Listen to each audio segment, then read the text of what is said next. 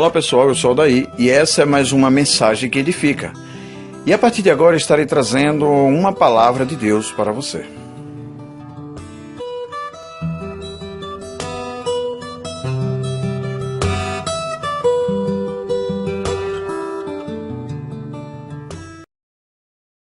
A graça e a paz, estou aqui para falar sobre esse assunto, do qual eu tinha me comprometido com alguns irmãos de falar sobre ele. E esse assunto desta feita é sobre o arrebatamento. Esse arrebatamento, do qual algumas pessoas não conseguem crer, em um arrebatamento que a Bíblia fala de o primeiro arrebatamento. E algumas pessoas, algumas igrejas, como as igrejas tradicionais, ou melhor, as denominações tradicionais, elas tratam dessa primeiro arrebatamento como um arrebatamento, chama de arrebatamento secreto. Arrebatamento secreto, para mim, não, acho que não é a palavra, mas o Senhor é um arrebatamento repentino, seria uma tomada repentina. A palavra arrebatamento significa tomada.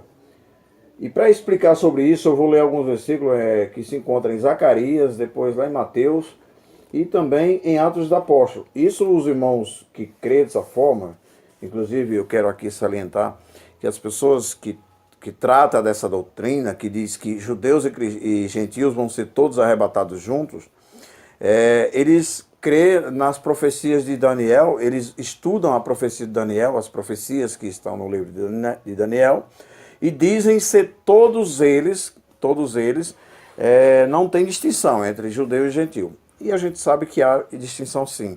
O Senhor faz a distinção sim. Ou o Senhor livrará todo mundo antes da grande tribulação, ou a igreja vai ser liberta, ou melhor, vai ser livre da grande tribulação, e os judeus passarão pela tribulação. Iremos ver aqui, são 6 pontos, né? Zacarias, Mateus, Atos dos Apóstolos, 1 aos Coríntios, 1 Tessalonicenses e, por fim, Apocalipse. Né? A gente iremos ver aqui esses versículos, vou tentar resumir o máximo possível para você entender. A Bíblia fala aqui em Zacarias, capítulo 14, e o verso 4 e 5, que está escrito assim, né?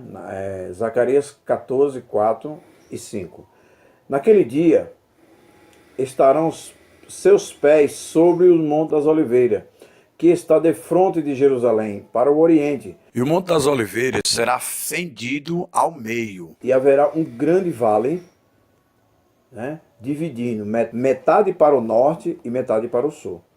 Fugireis pelos vales dos meus montes, porque o vale dos montes chegará até Azal. Sim, fugireis como fugiste do terremoto nos dias de Uzias, rei de Judá. Então virá o Senhor, meu Deus, e todos os seus santos. Bom, aqui a gente já vê uma questão que eu posso salientar, que é a questão o Senhor irá pôr os seus pés sobre o Monte das Oliveiras. Em seguida, nós iremos ver também uma questão que é a questão aqui do ponto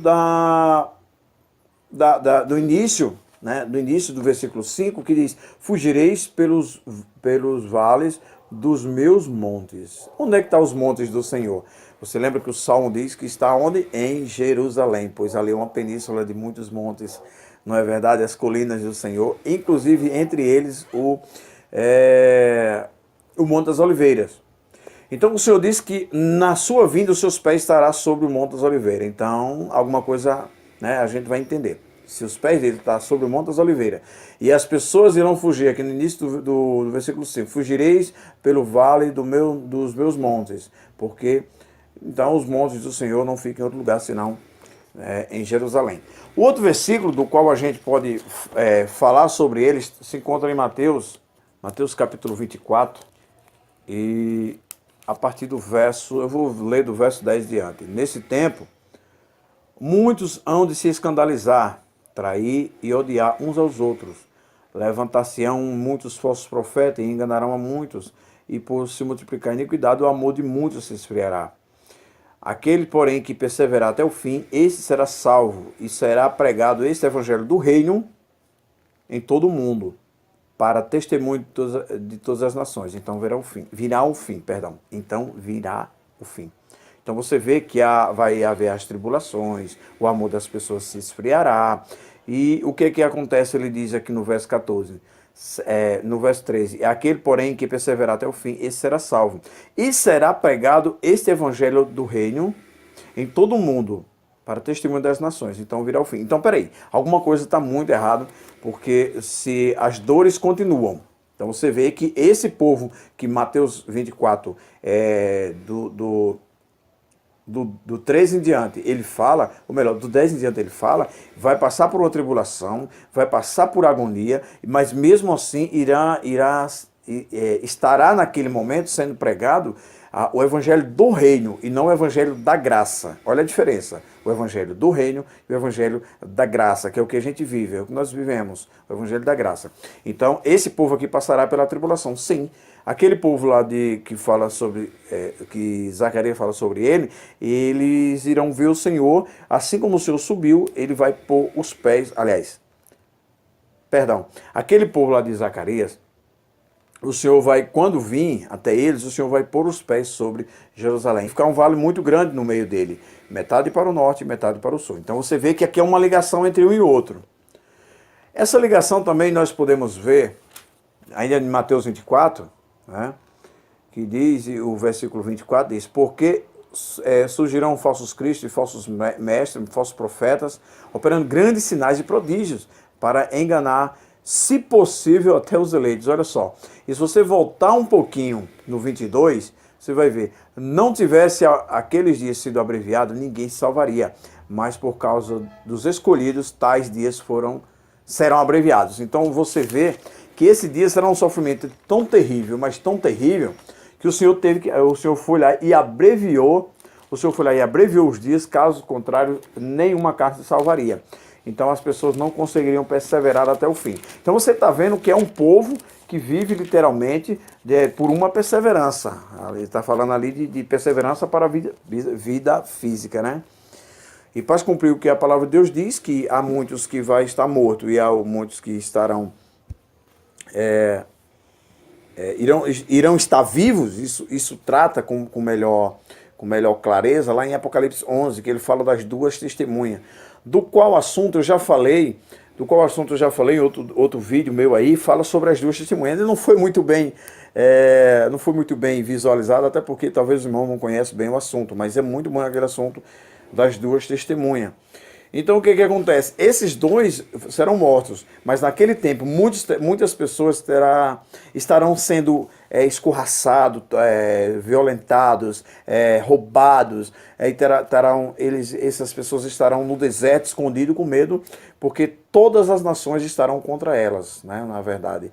Então os poucos que restaram, né, estarão escondidos nos desertos, lá em Apocalipse capítulo 11, e o verso 3 em diante vai falar sobre isso. Melhor você ler do início, né, do verso 1 em diante, você vai entender que ali tem dois povos. Tem o povo gentil que não tem salvação, não somos nós, e vai existir os judeus, dos quais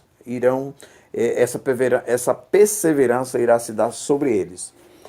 Para terminar esse assunto, eu quero ler aqui Atos dos Apóstolos, capítulo 1, do verso 9 ao 11. Que diz assim, dita essas palavras, foi Jesus elevado às alturas, à vista deles, e uma nuvem os encobriu dos seus olhos. E estando eles com os olhos fitos no céu, enquanto Jesus subia, eis que dois varões vestidos de branco se puseram ao seu lado.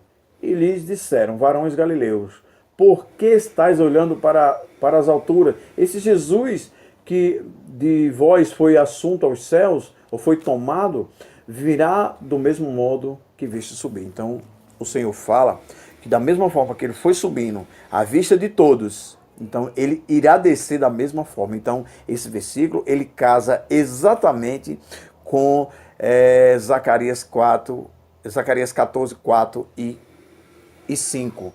Então, e também nós vemos que esse evangelho vai estar sendo pregado, né, nessa época pelos judeus. Nós vemos isso em Mateus 24. Né? A partir do verso 3, você já vai ver todo esse desenrolar desse assunto. Então é muito legal, é muito gostoso esse assunto. Porque assim, como eu lhe falei, algumas igrejas tradicionais, elas creem que há um só arrebatamento. E essas pessoas, por suas vezes, eles criticam aqueles que creem num arrebatamento, né, rápido, né? Sem alaridos, sem ser da mesma forma que o Senhor vai vir para os judeus. Eles falam que quem tem esse conhecimento, de fato, essa questão foi levantada e isso daria em torno de 200, 300 anos mais ou menos de assunto. E eles dizem que isso não se sustenta, pelo contrário, se sustenta sim. E nós iremos ver a partir de agora. Agora nós vamos entrar no Novo Testamento para eu provar, ou melhor, para eu esclarecer a forma que creio. Né? Para eu esclarecer a forma que creio, para as pessoas não ficarem confusas. Vamos lá? O primeiro ponto que eu quero ler em seguida, que diz assim, em uma ordem, né, vamos colocar assim, seria uma ordem cronológica, coisa desse tipo. 1 Coríntios 15, 50 ao 52 diz assim: isso afirmo, irmãos, que a carne e o sangue não podem herdar o reino de Deus, nem a corrupção herda a incorrupção. Eis que vos digo um mistério, nem todos dormiremos, mas todos seremos transformados. No momento, num abrir e fechar de olhos, ao ressoar da última trombeta, a trombeta soará, e os mortos ressuscitarão incorruptível, e nós seremos transformados. Aqui não fica muito claro, né? Esse assunto não fica muito claro aqui, porque ele diz, né, os mortos em Cristo ressuscitarão primeiro, e nós, os que ficarmos vivos, seremos arrebatados. Você diz, mas então nós é todo mundo, verdade. Por esse versículo aqui, eu concordo plenamente que as pessoas vai ser todo mundo irá passar pela tribulação e iremos ser arrebatados no final, e os mortos seguirão primeiro, e nós em seguida seremos transformados e subiremos, verdade. Mas tem um versículo lá em 1 Tessalonicenses que fala exatamente, ou melhor, esclarece esse assunto de forma muito clara, que não deixa nenhuma dúvida. E qual seria ele? 1 Tessalonicenses, capítulo 4, e o verso 16 e 17. Ou melhor, do 16 ao 18, nos diz assim: portanto, o Senhor mesmo, dada a sua palavra de ordem, ouvida a voz do arcanjo e o ressoar a trombeta de Deus, descerá do céu, e os mortos em Cristo ressuscitarão primeiro. Depois nós, os vivos, os que ficarmos, seremos arrebatados juntamente com ele nas nuvens, para o encontro com o Senhor nos ares. E assim estaremos para sempre com o Senhor. Consolai-vos, pois, uns aos outros com essas palavras. Então você vê toda a diferença, toda a distinção dos três pontos que citei antes, que é Zacarias, que é Mateus e que é Atos dos Apóstolos. Você vê ele distinguindo aqui. Lá diz que o Senhor vai descer e vai estar com os seus pés sobre o Monte das Oliveiras. Lá em Atos dos Apóstolos, o Senhor disse que o Senhor subiu do Monte das Oliveiras. Diz, assim como viste o Senhor subir, assim o Senhor descerá. Então, confirmam que Atos confirma o que Zacarias disse, que ele vai descer no Monte das Oliveiras. E aqui ele está dizendo que ele irá nos atrair para ele, ou seja, nós iremos nos encontrar com ele nas nuvens. E ele não apenas diz uma vez, ele diz entre as nuvens, para o encontro do Senhor nos ares. E assim estaremos para sempre com o Senhor. Consolar-vos, pois, uns aos outros com essas palavras. Então, por essa ordem, nesse entendimento, há sim dois arrebatamentos. Ao da Igreja de Cristo, que é o primeiro, e ao judaico, que é a segunda ordem. Nós poderemos ver essa perseverança quando a igreja subir, nós poderemos ver essa perseverança lá em Apocalipse 3 e o versículo 10. Nos diz o seguinte, veja o que diz Apocalipse 3:10. Porque guardastes a palavra da minha perseverança, também eu te guardarei da hora da provação que há de vir sobre todo o mundo, para experimentar os que habitam sobre a terra. Deixa eu esclarecer um fato aqui. Esses mesmos irmãos, eles falam que esse versículo aqui, ele está exclusivamente escrito, ou melhor, ele foi direcionado com exclusividade para a igreja de Filadélfia. Não foi para eles. Porque ele diz o seguinte, veja o que diz esse versículo. Porque guardasse a palavra da minha perseverança, também eu te guardarei da hora da provação que há de vir sobre todo mundo, o mundo inteiro, para experimentar todos aqueles que habitam sobre a terra. Então, naquele tempo, houve sim uma perseguição, mas não foi em todo mundo. Essa perseguição ela foi em alguns pontos ali do entorno de Jerusalém, do entorno de onde a semente, ou melhor, de onde o evangelho foi semeado primeiramente, né? Dali de onde foi. Então o que acontece? O segundo ponto daqui esclarecido, aqui desse versículo, é que o Senhor diz o seguinte: eu te livrarei da hora da provação. Não é na hora da provação. Se fosse na hora da provação, seria assim, ó, quando vocês entrarem na provação, de lá eu te livrarei. Mas está dizendo assim, eu te livrarei da hora da provação, ou seja, antes que a provação comece, eu vos tirarei. Então está muito claro aqui e não é uma coisa... eu não fiz isso para discussão, mas para esclarecimento daquilo que creio. Não tenho aqui responsabilidade com denominação nenhuma. Eu tenho uma responsabilidade com a Bíblia Sagrada, né? Não é com regime denominacional de nenhum nome, né? Nenhum cidadão, nenhum homem, mas tão somente de Cristo. E é por isso que eu falo, e se eu errar, eu volto atrás. Sou capaz de fazer o vídeo me desculpando, ou botar lá no YouTube, não sei, escrever, me desculpando, mas eu tenho certeza que eu já estudei isso aqui, já estudo isso aqui há muito tempo, para ver onde é que eu estou errado, para ver se realmente há duas distinções. Eu já dei uma estudada boa sobre a questão do livro, das profecias do livro de Daniel. Não bate nenhuma delas, pelo contrário, isso me esclarece cada vez mais sobre uma perseverança judaica e sobre a retirada da igreja. A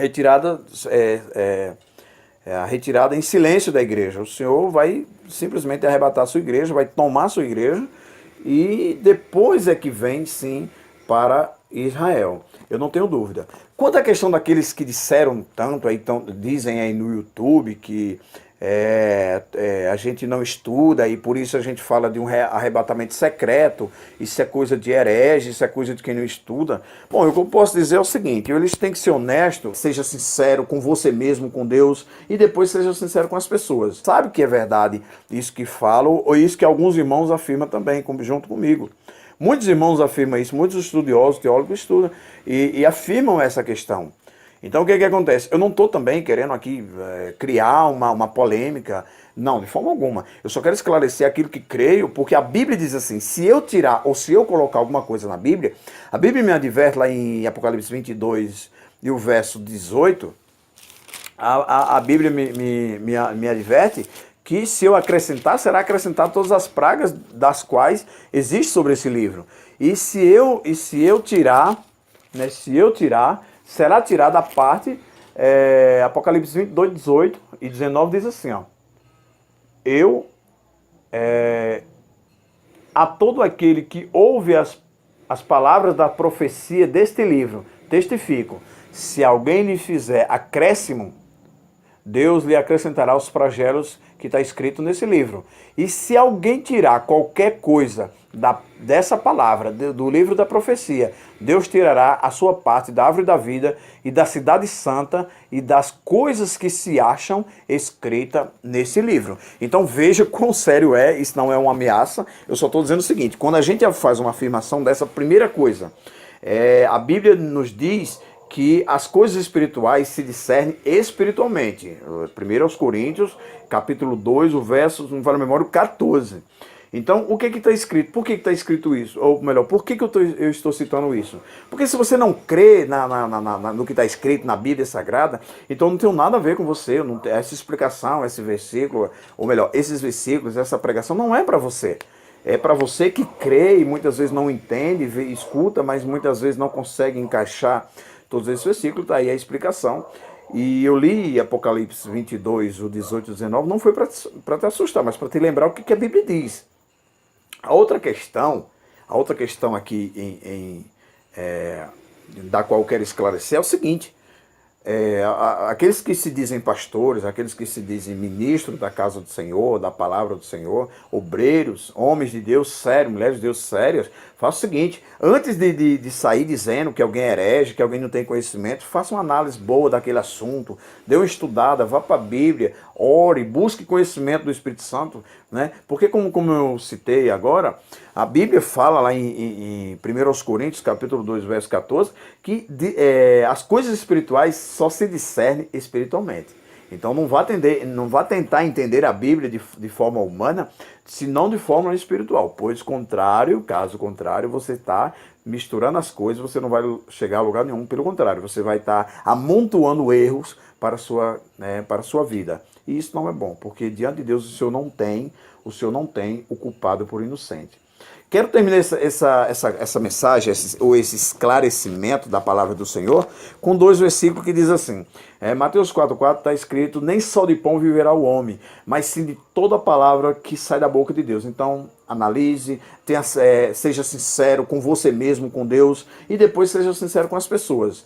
Depois está escrito também lá em o Evangelho de João, o capítulo 5 e o verso 47 diz assim, se não deres crédito ao que está escrito, tampouco dareis crédito às minhas palavras. Isso quem disse foi o próprio Jesus. Então, se você não der crédito à Bíblia Sagrada, você não tem mais a quem dar crédito. Ou melhor, o seu crédito está sobre o alvo, sobre a pessoa, sobre o algo, né, falso. Então, creia na Bíblia, viva a palavra do Senhor, e procure o Espírito Santo para discernimento daquilo que é do Espírito Santo, daquilo que é da Bíblia. Tá certo? Então, fica na paz e até a próxima. Até lá.